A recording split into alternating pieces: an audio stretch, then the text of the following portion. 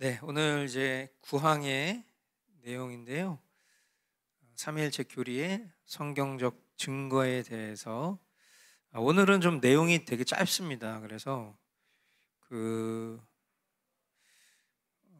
여기 보여지는 요 내용이 뭐 사실상 거의 전부고 거의 읽는 것 정도로 내용들을 다 확인할 수 있는 정도라서 제가 되게 빨리 끝날 것 같다고 말씀을 드렸더니 거짓말하지 말라면서. 예. 내용이 좀 긴데요. 조금씩 끊어서 한번 읽어보고 그리고 틈틈이 나눠야 되는 내용들을 나누는 걸로. 그래서 뒷면에 있는 제가 교환은 만들었지만은 그 내용들을 요 신앙 고백의 내용들을 읽어가면서 좀 정리할 테니까요. 여러분들도 그렇게 좀 보시면 되겠습니다. 우리는 성경의 증거로부터 그리고 삼위의 각각의 사역으로부터 특별히 우리 안에서 깨닫게 되는 삼위의 사역으로부터 이 모든 진리를 압니다. 그러니까 이제 이 내용을 그대로 이해하시면 어떤 개념이냐면 삼위일체 교리는 우리가 이걸 어떻게 논리적으로 이해할 거냐 그 문제가 아닙니다. 삼위일체 교리는 사실 믿음의 문제예요. 모든 게 그렇죠. 눈에 보이지 않는 것은 믿음의 영역이지 눈에 보이지 않는 것을 우리가 이해의 문제로 접근할 때는 반드시 오류에 빠질 수밖에 없습니다. 그러니까 우리 믿음의 선진이 고백한 대로 특별히 우리 안에서 깨닫게 되는 삼위의 사역으로부터 이 모든 진리를 압니다라는 것은 말 그대로 우리 내주하시는 성령께서 우리의 마음에 믿을 바를 허락해 주셔야지만 이 지식을 어느 정도 우리가 감지하고 이해할 수 있는 거지, 이걸 우리 지식적으로 완벽하게 통찰할 수 있으려고 노력할 때에 오히려 우리의 믿음의 영역을 초월한 우리 인간 본연의 그 지식적 탐구에서는 이해하기 어렵다라는 것을 우리는 이 명제를 통해서도 한 번 더 확인할 수 있는 겁니다. 우리로 하여금 이 삼위일체 교리를 믿도록 인도하는 성경의 증거들은 구약에 많이 기록되어 있습니다. 그 모든 구절들을 일일이 열거할 필요는 없고 다만 신중하게 몇 구절들만 택하여 언급하는 것으로 충분할 것입니다. 그러면서 이제 창세기에 있는 말씀을 먼저 인용을 합니다. 우리가 우리의 형상을 따라 우리의 모양대로 사람을 만들자.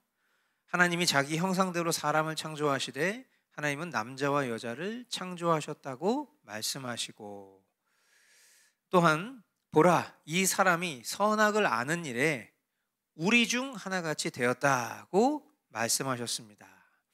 우리가 이제 삼위일체 교리를 설명할 때 성경적인 근거로 이야기하는 가장 대표적인 말씀이 누군가가 만들어낸 그런 개념이 아니라 이렇게 믿음의 선진들이 동일하게 인용하고 고백했었던 이 창세기 1장과 3장에 있는 이 말씀 속에서 주어로 표현된 우리라는 이 표현이죠. 그러니까 만약에 하나님이 싱글이시다, 그러니까 단수이시다라면 절대로 하나님이 하나님의 사역을 3인칭으로 표현하실 리가 없는 겁니다. 그러니까 이제 우리라고 표현된 것은 성삼위일체, 성부, 성자, 성령, 삼위일체 되신 하나님이 태초 이전부터 함께 창조의 일을 하셨다라는 것을 스스로 밝히신 그 기술을 통해서 우리가 확인할 수 있다라는 것입니다. 그래서 여기 보면 우리의 형상대로 사람을 만들자고 하신 하나님의 말씀에서 하나님 안에 하나보다 많은 신적 위격이 있다는 것이 나타납니다. 또한 하나님께서 창조하셨다라는 말씀은 하나님이 한 분이라는 것을 의미합니다. 그러니까 이 안에 신적 위격이 한 분이 아닌 세 분이 있음을 우리는 이 말씀을 통해서 확인할 수 있을 뿐만 아니라 하나님께서 창조하셨다라는 말씀을 통해서 이제 그 세 위격의 하나님이 한 분 하나님이시다라는 것으로 우리가 다시 한번 정의할 수 있다라는 것을 말하는 거죠. 물론 하나님께서는 얼마나 많은 위격이 있는지에 대해서는 말씀하지 않으셨습니다. 하지만 구약에서 다소 희미하게 보이는 것이 신약에서 아주 분명해졌습니다. 우리 주님께서 요단강에서 세례를 받으실 때 하늘로부터 이는 내 사랑하는 아들이요 라는 성부의 음성이 들렸고, 성자께서는 물 가운데 계셨으며 성령께서는 비둘기의 형체로 성자 위에 내려오셨습니다. 자, 뒷페이지에 보시면은 마태복음 3장 16절로 17절 말씀, 지금 우리가 본 이 말씀이 기록되어 있는데요. 같이 함께 읽어보겠습니다. 예수께서, 시작.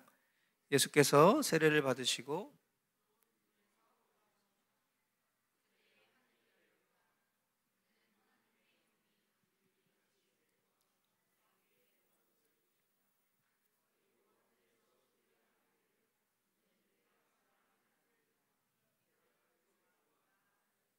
네.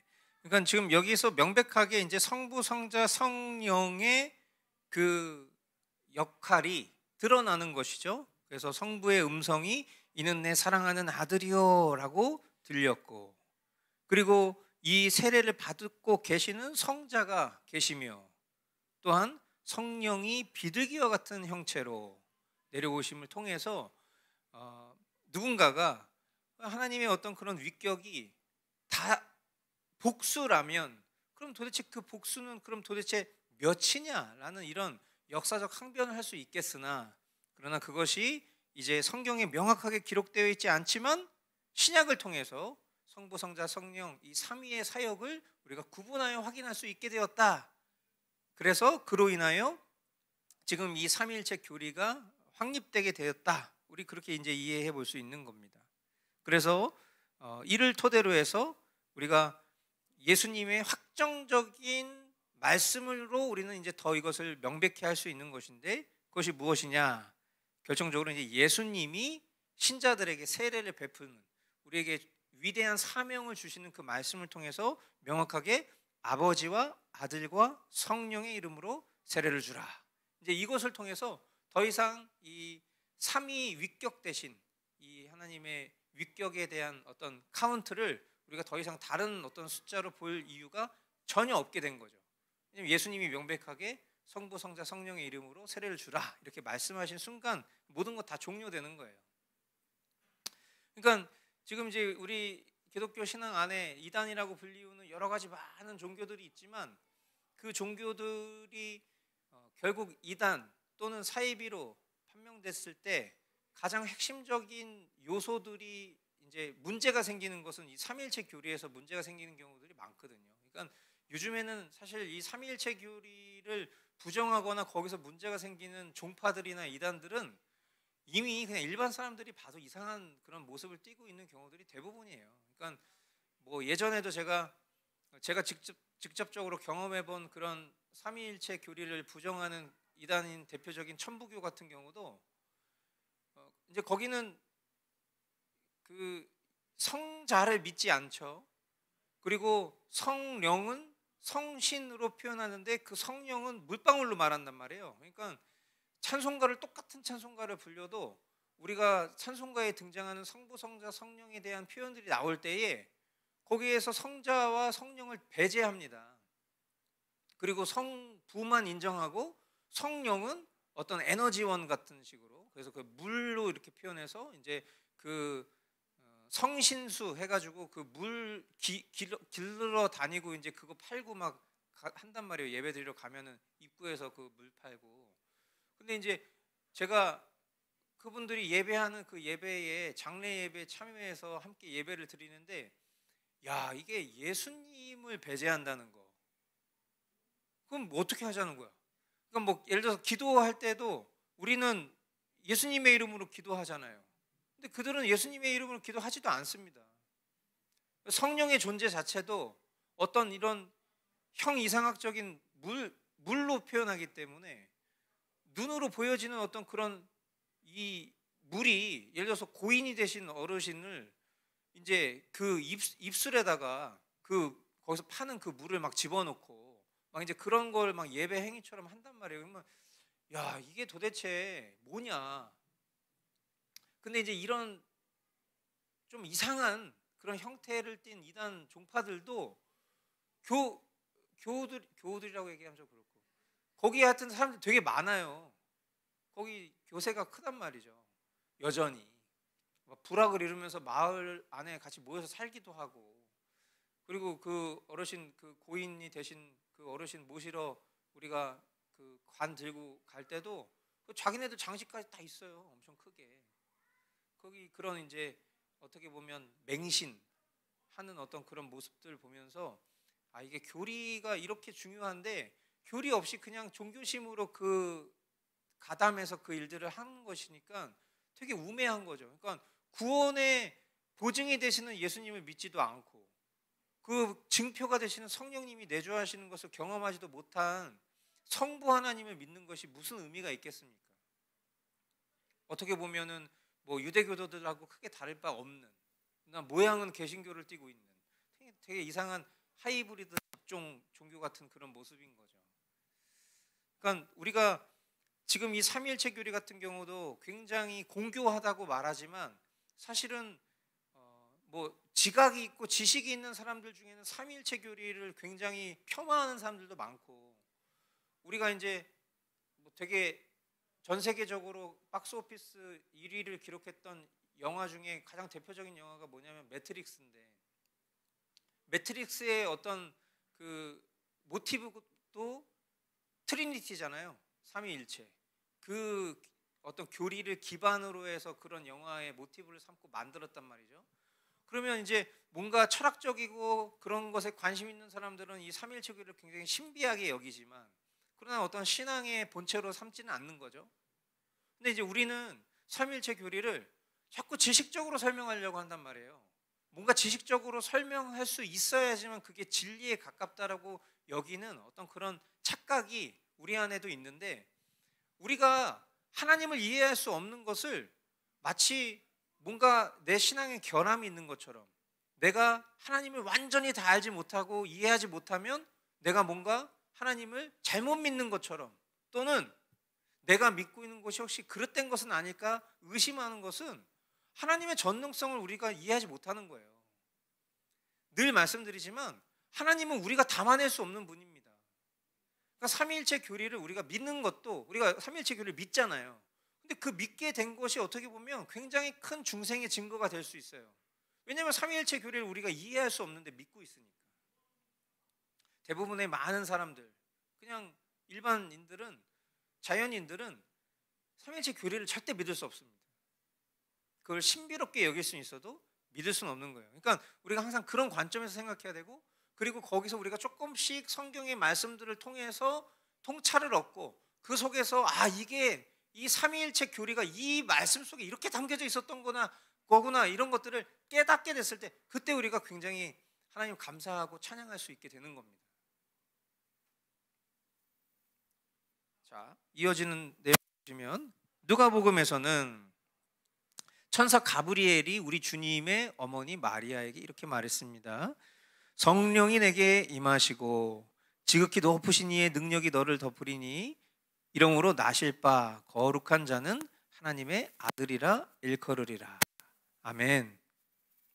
또한 다른 곳에서는 주 예수 그리스도의 은혜와 하나님의 사랑과 성령의 교통하심이 너희 무리와 함께 있을지어다 라고 말합니다. 여러분, 이거 어디서 많이 들어보셨죠? 고린도후서 13장 13절. 네, 축도할 때 이걸 하는 거죠. 그러니까 우리가 이 축도를 할 때 이 삼위일체 하나님의 그 속성과 사역에 대한 선포를 하는 겁니다. 그래서 우리가 이 강복선언을 할 때 원래는 우리 기도하듯이 눈 감잖아요. 축도할 때. 저도 이제 눈 감고 이렇게 한단 말이에요. 그럼 여러분들도 다 눈 감고 있고. 근데 사실 강복선언 할 때는 다 눈 뜨고 있어야 됩니다. 왜냐면 이게 기도가 아니에요. 그리고 사실은 이 강복선언 자체가 뭐 이제 축도로 표현됐지만 말 그대로 블레싱 하는 건 맞는데, 이 블레싱이 무슨 뭔가 영험한 능력을 이렇게 막 베풀어 주는 그런 개념의 축복 기도가 아니에요. 말 그대로 강복을 선언하는 겁니다. 그래서 이 삼위일체 하나님의 그 사역과 속성을 선언하는 시간이에요. 그래서 이제 우리가 예수 그리스도의 이름으로 삼위일체 하나님을 예배하는 자리에 모인 우리가 이제 그 하나님의 그 선언하심으로 이제 우리가 세상 가운데로 파송되는 어떤 그런 선언하는 자리. 그래서 저도 이제 이걸 알기 때문에 축도할 때 웬만하면 눈 안 감고 싶은데 너무 다 눈 감고 계시니까 제가 혼자 눈 뜨고 있으면은 그 전통적인 관례에 의해서 나도 모르게 그냥 눈 감고 뭔가 여기서 에너지를 좀 쏴야 되나 약간 이런 느낌이 드는 순간들이 있습니다. 근데 사실은 우리가 강복선언은 받는 거예요. 그래서 원래는 이제 눈 뜨고 이 같이 우리가 이 예배를 사회하는 사람의 선언을 통해서 그렇게 종료하는 거죠. 그리고 요 강도권 같은 경우는 이 강복선언권 같은 경우에는 우리 이제 전통적인 교회에서 목사들만 그 권한을 주는 거죠. 아무나 할 수 있는 것들은 아니에요. 그래서 막 옛날에 전도사 시절 때는 예수 그리스도의 은혜와 하나님의 사랑과 성령님의 위로교통 충만케 하시는 은혜가 너희 가운데 있기를 기도합니다. 아멘. 뭐 이제 이런 식으로 막 농담으로 장난치기도 하고 목사님들만 하는 건데 내가 있을지어다 이렇게 하면 안 되니까 있기를 기도합니다. 예수님의 이름 기도합니다. 아멘. 뭐 이렇게 장난도 치고 막 그랬었는데 그러니까 이제 이 내용이 사실 굉장히 대표적인 이 삼위일체 교리가 담겨져 있는 하나님의 말씀이라는 거죠. 여러분들 가지신 교재 뒷면에 그 고린도후서 13장 11절로 13절 말씀이 있어요. 그래서 거기 보시면 끝으로 말합니다. 형제자매 여러분 기뻐하십시오. 온전하게 되기를 힘쓰십시오. 서로 격려하십시오. 같은 마음을 품으십시오. 화평하게 지내십시오. 그리하면 사랑과 평화의 하나님께서 여러분과 함께 하실 것입니다. 거룩한 입맞춤으로 서로 인사하십시오. 모든 성도가 여러분에게 문안합니다. 주 예수 그리스도의 은혜와 하나님의 사랑과 성령의 사귐이 여러분 모두와 함께 하기를 빕니다. 라고 해서 이 말씀 속에 하나님의 속성과 그 사역이 고스란히 담겨져 있는 거죠. 그래서 주 예수 그리스도의 은혜. 왜 예수님의 것이 먼저 나올까요?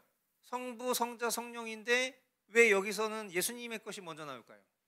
예수 그리스도의 은혜와 그리고 하나님의 사랑과 성령님의 위로교통 하심이 이렇게 표현하는데 왜 예수님의 은혜가 먼저 나올까요? 이것이 우리가 믿는 신앙의 본질이기 때문입니다. 중보자 되신 예수 그리스도를 통과하지 않고서는 우리는 성부 하나님께로 나아갈 수 있지가 못하죠.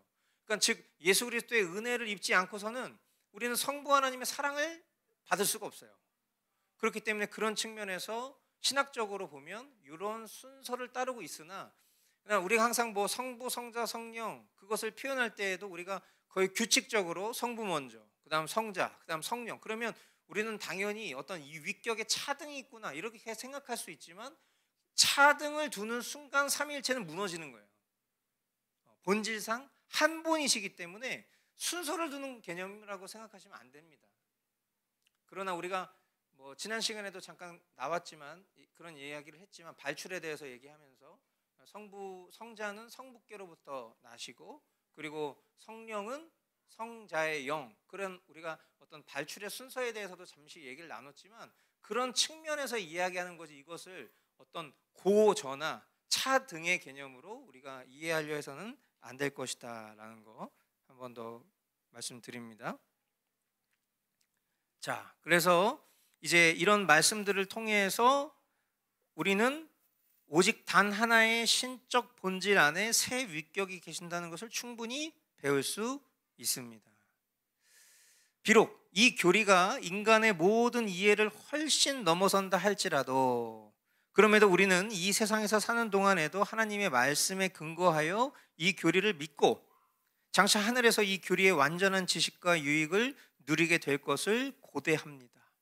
그러니까 앞서서 제가 서두에 가장 먼저 말씀드린 것처럼 우리가 인간의 모든 이해를 헤아린다 하여도 이 삼위일체 교리를 이해할 수 없다는 것을 전제해야 되는 거예요.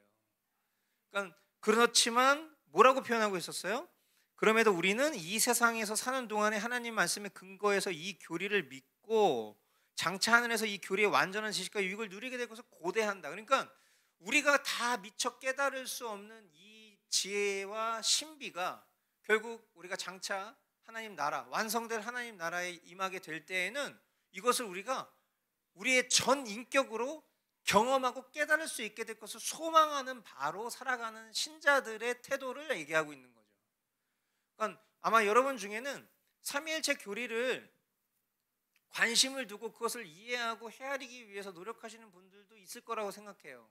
그러면 어떤 분들은 그 삼위일체의 신비를 다른 사람에 비해서 조금 더 많이 경험할 수 있거나 느낄 수 있거나 깨달을 수 있을 거라고 생각합니다. 물론 바른 틀 안에서 말이죠. 뭐 지난번에 우리가 표현했던 것처럼 이제 거짓 어떤 교리를 주창했었던 그런 삼위일체 이단들을 살펴봤잖아요.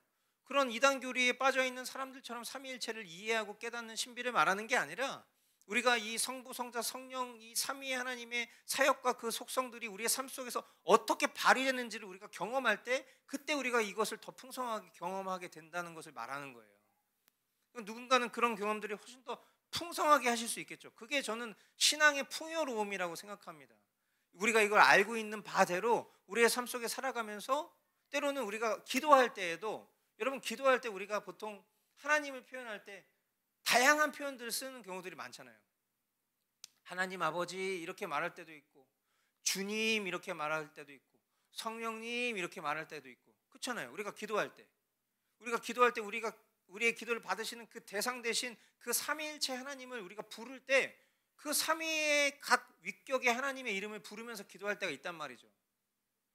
정확하게 말하면 우리는 누구를 향해서 기도하는 겁니까? 엄밀히 말하면 우리는 누구를 향해서 기도하는 거예요? 삼위일체 하나님을 위해서 기도하는 거죠. 향해서. 그런데 그 삼위일체 하나님을 기도할 때 우리의 기도를 들으시는 분을 우리는 성경에서 보통 그것을 여호와 하나님, 성부 하나님 이렇게 표현하고 근데 우리가 그 하나님의 위엄 앞으로 나아갈 수 있는 그런 존재적인 자격이 없으나 그러나 예수 그리스도의 생명으로 말미암아서 우리가 하나님을 아버지라고 부를 수 있는 예수님이 독생자셔서 하나님을 유일하게 아버지라고 부를 수 있는 분인데 우리 또한 하나님을 아버지라고 부를 수 있는 그 자격을 그 예수 그리스도의 생명으로 그 대속함을 입었기 때문에 우리가 예수 그리스도의 이름으로 기도합니다라는 이 부분이 너무 중요한 거죠. 왜냐하면 내 스스로 하나님 앞에 아뢰 수 없는 존재인데 그리스도의 이름으로 기도할 수 있는 존재가 되었다라는 의미이기 때문에 아들의 기도로 받으시는 거니까 성부께서. 그래서 예전에 작년인가 재작년에 예림이가 예수님의 이름으로 기도해야 되는 거 왜 해야 되냐고 물어본 적이 있어요. 저한테.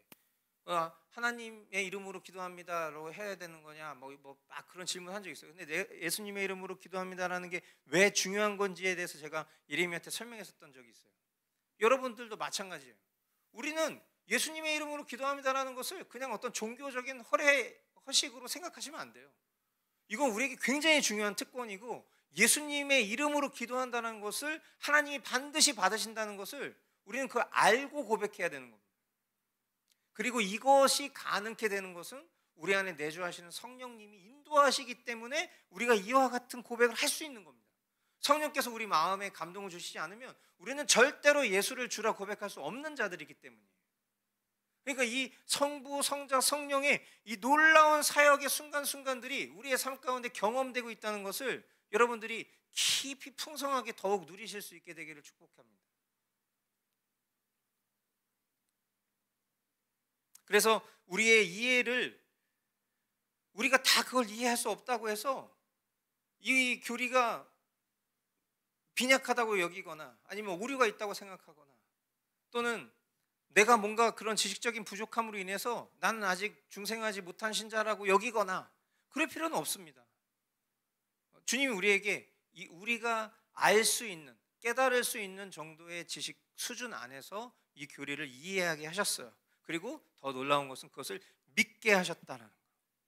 그리고 장차 우리가 하늘에서 이 교리의 어떤 완전한 지식과 유익을 누리게 될 것을 소망하는 마음 또한 주셨으니 우리는 그 기대함을 가지고 신앙하면 되는 것이죠. 또한 우리는 우리를 향한 이 삼위의 구별된 직분과 사역에 관하여 살펴보아야 합니다. 성부께서는 그의 능력으로 인해 우리의 창조주로 불리시고 성자께서는 그의 보혈로 인해 우리의 구원자와 구속주로 불리시며 성령께서는 우리 마음속에 내주하심으로 인하여 우리의 성화주로 불리십니다. 예, 방금 전에 제가 이야기했었던 어떤 그런 이 성삼위 하나님의 사역과 속성에 대한 설명을 지금 이 교리가 더 세련된 언어로 표현을 한 거죠. 성부의 역할, 사역에 관해서 봤을 때 그의 능력으로 인해 우리의 창조주로 불리신다. 우리가 하나님을 창조주 하나님, 성부 하나님을 우리가 창조주로 성경이 묘사하고 있고 우리가 그렇게 창조주로 고백하고 있습니다. 하늘과 땅을 지으신 분, 온 천하 만물을 창조하신 분, 그리고 우리를 그 형상대로 지으신 분, 우리는 성부 하나님을 그렇게 인식하고 있는 것이죠. 그리고 예수님을 어떻게 바라보고 있습니까? 성자를 그 예수 그리스도의 십자가 공로로 인하여서, 그 흘리신 피로 인하여서 우리의 구원자 또는 구속주로 부르는 거죠. 우리가 예수 그리스도의 이 대속의 공로가 없었다라면 주님은 우리의 주님이실 수는 있으나 구주이실 수는 없는 거예요. 그렇죠? 그러니까 우리가 주와 구주로 고백한다는 것은 굉장히 큰 의미가 있는 겁니다. 사실은 단순한 표현 같지만, 그러니까 주라는 것은 말 그대로 주인입니다. 주인. 그러니까 시대적인 배경으로 보면 주인과 하인 이런 개념이죠. 주종 관계일 수는 있어요. 그러나 우리가 예수님을 주인으로만 고백하지 않고 우리는 구주로 고백합니다. 구원의 주님으로 고백하는 거죠. 구속의 주님으로 고백하는 겁니다. 구속주, 우리를 구속하신 분, 우리를 구원하신 분. 예수님의 사역은 그것이 본질이었죠. 그리고 예수님이 부활 승천하실 때 성령을 주실 것을 신자들에게 약속하시고 우리 마음속에 내주하심으로 인해서 우리 마음 가운데 성령님께서 하시는 일은 무엇이다? 구원의 보증이 되심과 동시에 우리의 삶의 성숙의 열매, 성화의 열매를 맺을 수 있도록 도우시는 분이시다. 그래서 이 삼위의 하나님은 결코 따로 운영하시거나 활동하시지 않고 항상 함께 그 일을 이루신다라는 것을 우리는 믿는다라는 거죠. 그러니까 이 놀라운 커넥션이 우리의 삶 가운데 경험되어지는 그런 경험들은 각자 다 다를 거라는 거예요. 그러니까 우리가 그걸 사모해야 된다는 거죠. 그래서 예전에 제가 좀 지식적으로 미비했을 때는 이거를 분리해서 생각해 보려도 되게 많이 했어요.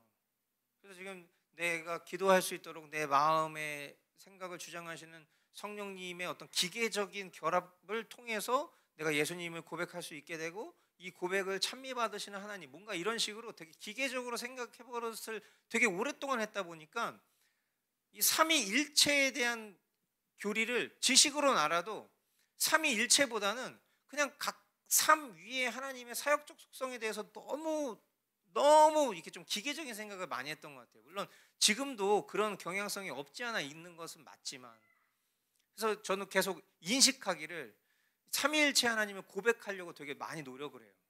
그러니까 평상시에도 내가 그냥 뭐 하나님, 뭐 하나님 아버지, 뭐 주님, 뭐 성령님 이렇게 표현하는 그 표현보다도 삼위일체 하나님이라는 표현들을 사용하기 위해서 굉장히 노력을 많이 하는 편입니다. 왜냐하면 분리된 하나님이 아니니까, 삼위지만 일체 되신 하나님이니까. 그러니까 우리의 삶 속에 항상 그 삼위일체 되신 하나님의 인식이 좀 풍성해지기를 바라는 거죠.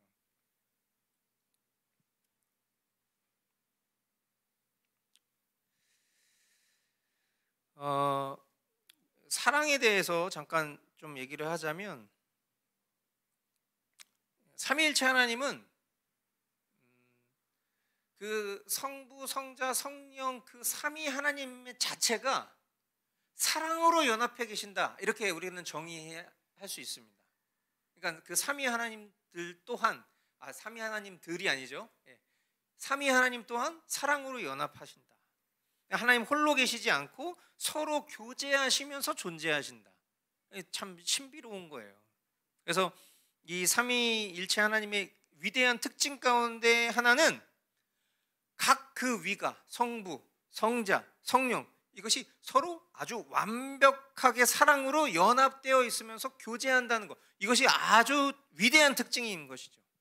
그래서 앞서 우리가 읽었던 것처럼 그 축도할 때 나오는 그 표현 속에서도 먼저 이제 그 선언할 때 사랑과 평강의 하나님, 이제 이런 표현을 씁니다. 그리고 요한 1서에도 보면 하나님은 사랑이시다 이렇게 얘기합니다. 그러니까 그것이 그냥 우리가 생각하는 어떤 그런 인간의 어떤 사랑적 감정만을 이야기하는 것이 아니라 속성 그 자체를 표현하는 겁니다.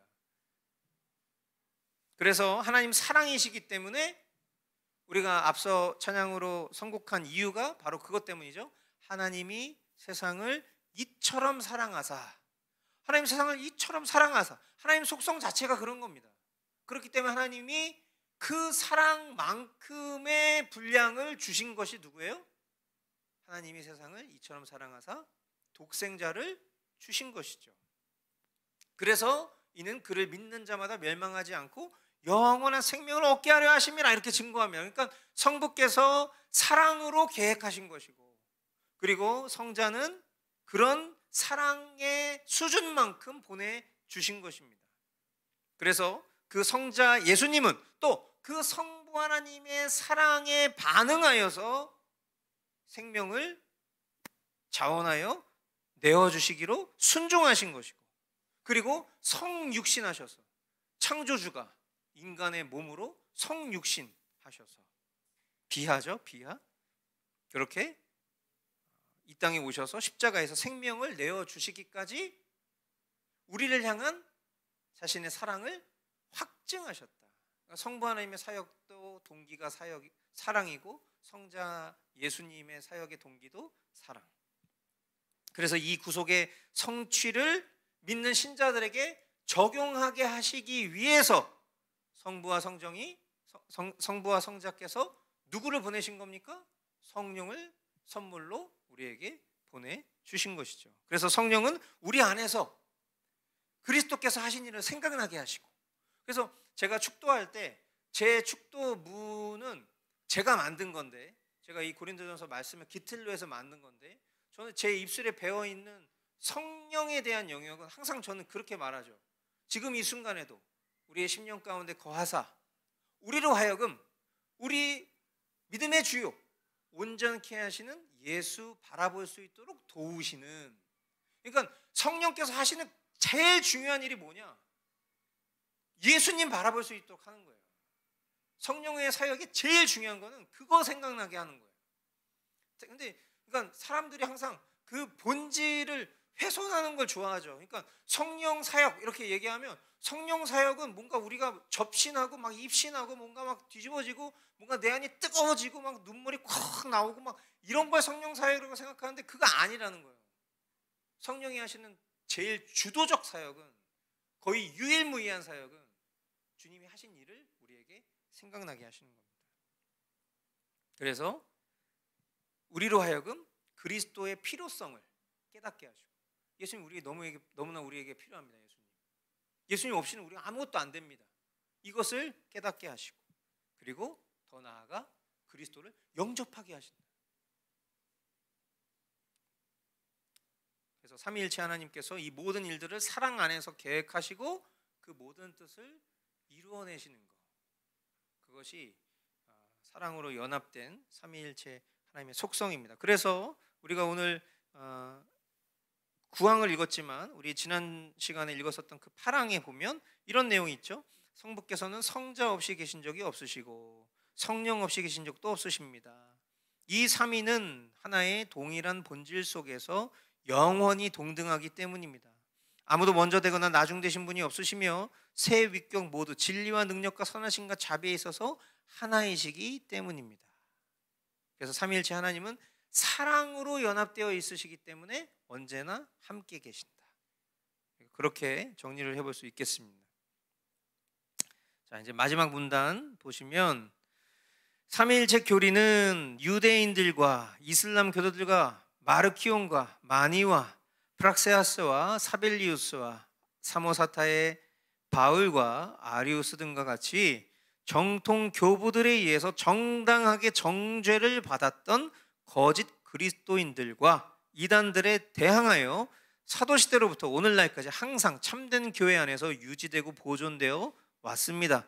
그러므로 우리는 이 교리에 관한 세 종류의 신경, 곧 사도신경, 니케아 신경, 아타나시우스 신경을 받아들입니다. 또한 이 신경들과 일치하게 교부들이 확정한 것도 받아들입니다.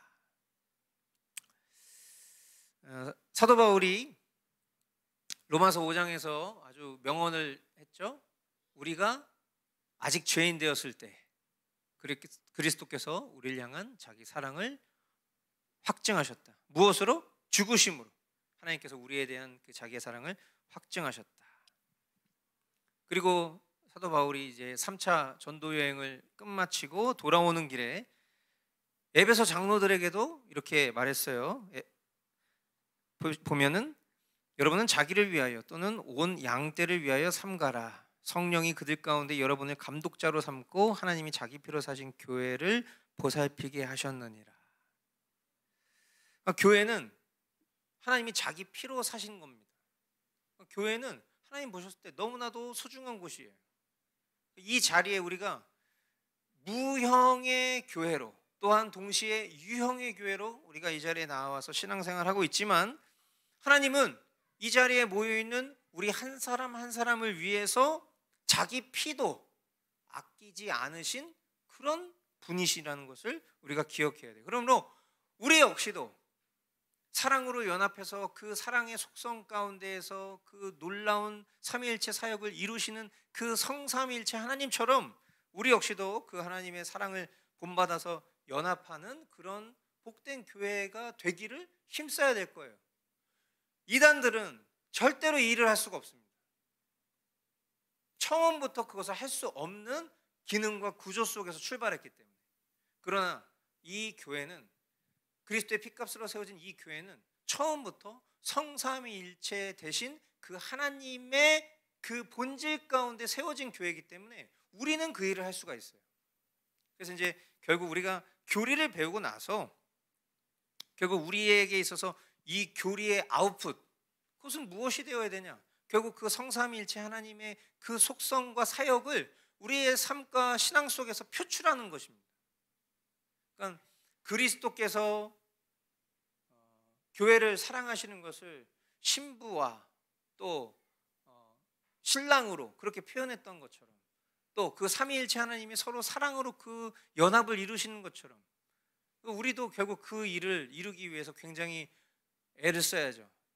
그래서 오늘 뭐 일부 예배 때도 나눈 말씀도 한번 떠올려 보시고 우리 공동체로 허락하신 지체들을 우리의 삶 속에서 돌아보는 일에 있어서도 우리가 이 삼위일체 하나님의 어떤 그런 속성을 좀 배울 수 있는 기회가 되지 않을까라는 생각을 해봅니다. 그래서 오늘 요 정도로 마무리를 하겠습니다.